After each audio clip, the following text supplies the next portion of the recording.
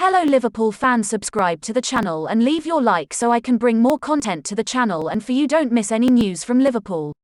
How Liverpool can afford to spend more than £100 million on Jude Bellingham and still sign more players, while Borussia Dortmund were on the receiving end of Manchester City's latest late show in the Champions League on Wednesday night. There was one player who shone enough to take many of the headlines. Jude Bellingham. The 19-year-old midfield prodigy netted in a 2-1 defeat to City at the Etihad Stadium as goals from John Stones and Erling Haaland in the final 10 minutes helped deliver a group stage 3 points for Pep Guardiola's men.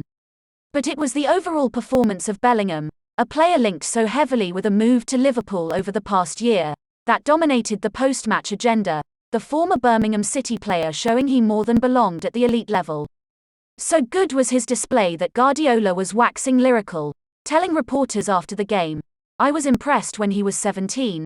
Imagine now that he's 19, he grew up so much. Defensively he's able to follow Ilkay, Gundogan or Kevin De Bruyne in the pockets and win the duels. The transition is fast, have the sense for the second position right to the box for the goal he scored. So he's an exceptional player, I think everyone knows it.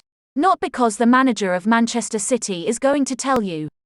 Everybody knows it." Guardiola's praise of Bellingham has only served to heighten the speculation that Manchester City may join the race to acquire the England international, who is expected to depart Dortmund next summer with a line of potential suitors likely to be in waiting.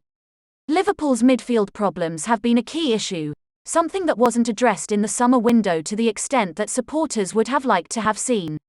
It has been suggested that next summer will be when Liverpool will make a play to address their midfield problem, but it is a window that is likely to see owners Fenway Sports Group have to stray somewhat from their desired low net spend, with significant outlay required and little in the way of major saleable assets that could be moved on to bear the brunt of the cost. So, how much might it cost to bring Bellingham to Anfield? Player values usually fall in line with the length of the contract.